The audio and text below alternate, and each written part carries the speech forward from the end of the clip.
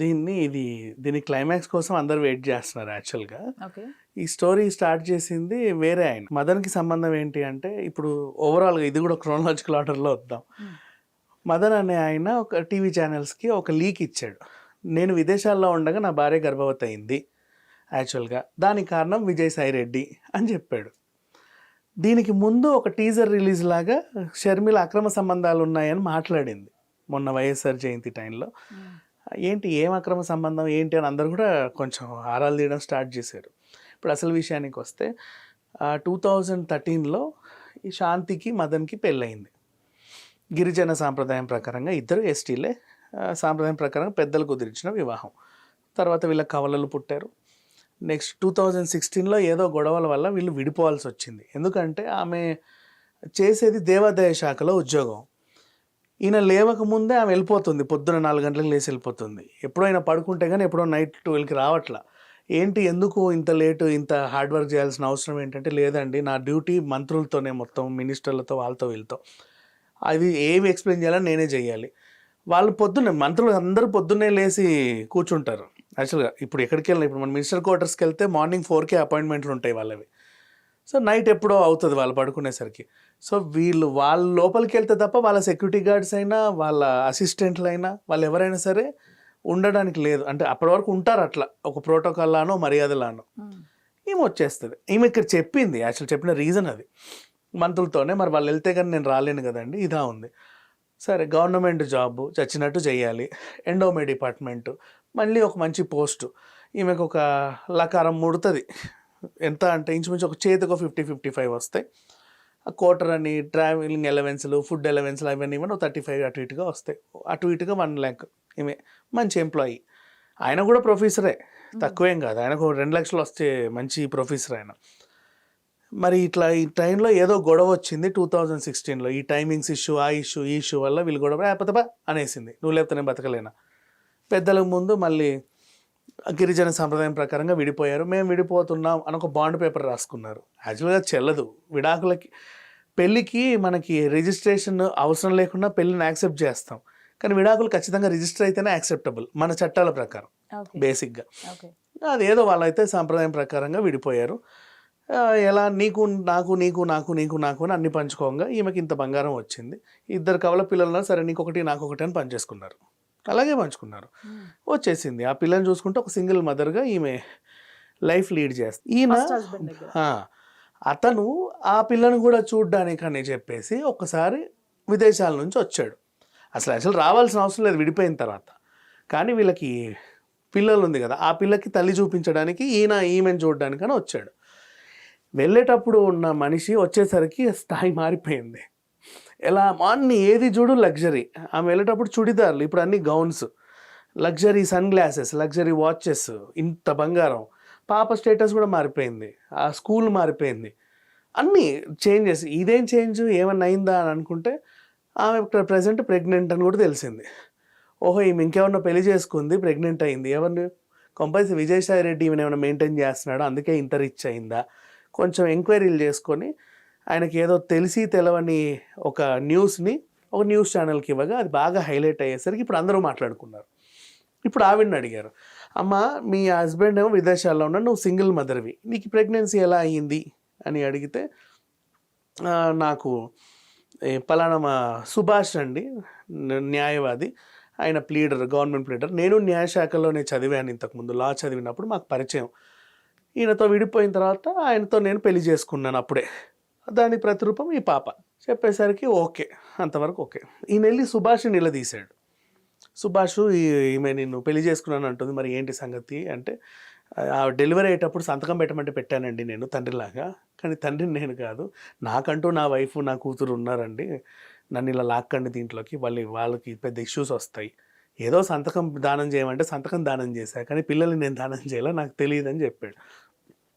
ఆ రికార్డింగ్స్ బయటకు వచ్చాయి. ఇకపోతే నా విజయసాయి రెడ్డి మీద ఎలిగేషన్ పాస్ చేశాడు ఇతనే అని.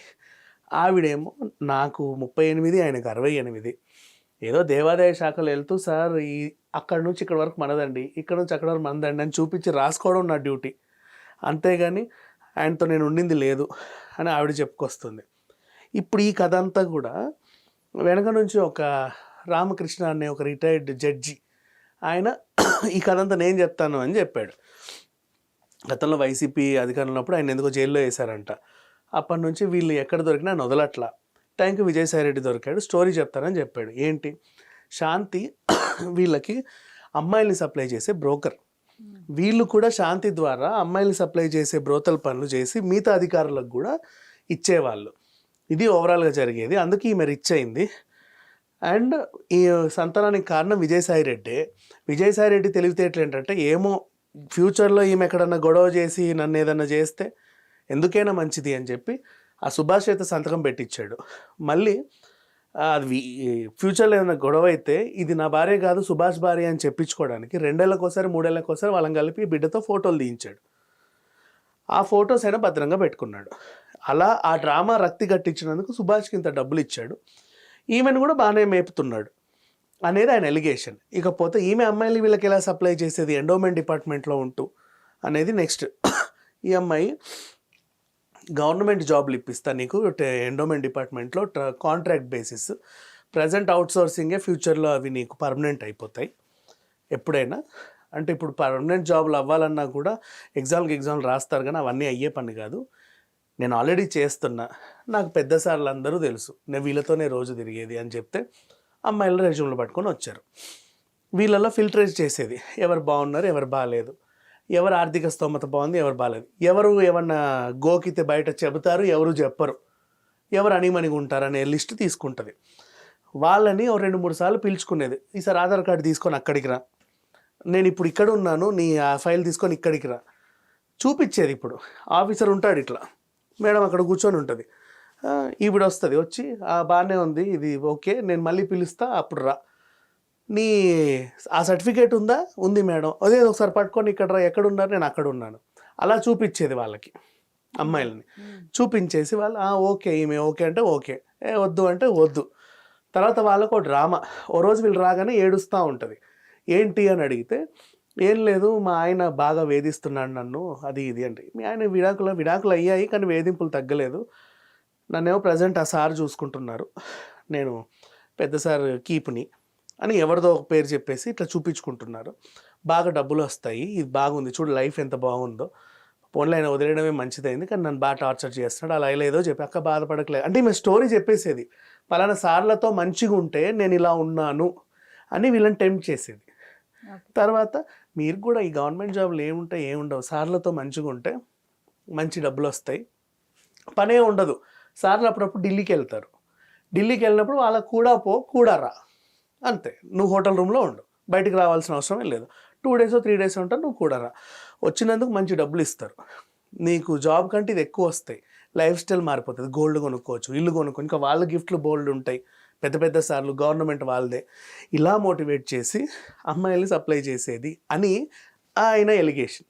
ఆ రిటైర్డ్ జడ్జి మదన్ కాదు Ramakrishna, retired judge Ramakrishna pass చేసిన ఎలిగేషన్. ఈమె బ్రోతల్ బిజినెస్ చేసేది, అందుకు రిచ్ అయింది. విజయవాడలో పెద్ద 2 కోట్ల విల్లా కొనింది, ఇంకెక్కడో ఏదో కొనింది, హెలికాప్టర్లలో తిరుగుద్ది, అన్ని ఒంటి మీద అంతా పైనుంచి కింద దాకా లగ్జరీ ఇవన్నీ ఐటమ్స్ ఉంటాయి. ఆవిడని అడిగారు, సరే అమ్మ ఇవన్నీ పక్కన పెట్టాయి, నీకేం సంబంధం లేదు, పెద్ద ఆయనే, నువ్వు జస్ట్ ఎంప్లాయీవే అనుకుందాం, నీ మెయింటెనెన్స్ సడన్గా ఇంత మారడానికి కారణం ఏంటి అని అడిగారు. ఏంటండి ఎస్టీ మహిళని, పైగా గిరిజన యువతి, ఆ మాత్రం మెయింటైన్ చేయకూడదా, నా మంచి జాబ్ చేస్తున్నా కదా అనేది. కానీ మెయింటైన్ చేయొచ్చు, ఆ అతి మెయింటెనెన్సే కొంప ముంచుతుంది అప్పుడప్పుడు. శాండిల్స్ వేస్తే 20 లక్షల శాండిల్స్, వాచ్ పెడితే 2 కోట్ల వాచ్లు, 2 లక్షల గాగుల్స్, ఇట్లాంటివి వేస్తే కదా. హెలికాప్టర్లు వెనకాల, హెలికాప్టర్లో తిరుగుతున్నావు ఇటు, ఇవి కొంచెం డౌట్ఫుల్గా ఉన్నాయి జనాలకి, అందుకు నిలదీశారు. నీ మెయింటెనెన్స్కి నీ వచ్చే శాలరీకి సంబంధం లేదు కదా. సరే నీ దగ్గర నేను వెళ్ళేటప్పుడు 10 కాసుల బంగారం ఉంది, వచ్చాక 100 కాసుల బంగారం ఉన్నా నేనేం అనుకోను, ఏదో పాపం ఆడపిల్ల దాచుకొని కొనుక్కున్నావు, పైగా కూతురు ఉంది కాబట్టి జమ చేసాం అనుకుంటా, లేదా ఏదో రకంగా. ఇంత బంగారం అయితే ఉండదు కదా, అవన్నీ ఎలా తెచ్చావు అని అడిగితే ఆవిడ ఇంకా సమాధానం లేదు. ఇప్పుడు అందరు డిమాండ్ చేసేది విజయసాయిరెడ్డి DNA రిపోర్ట్ ఇవ్వాలి, DNA రిపోర్ట్ ఇస్తేనే మేము నమ్ముతాము అని మదన్ మోహన్ కూడా డిమాండ్ చేస్తున్నారు. మరి ఆ రిపోర్ట్ వస్తుందా రాదా అనేది అక్కడ సస్పెన్స్లో ఉంది.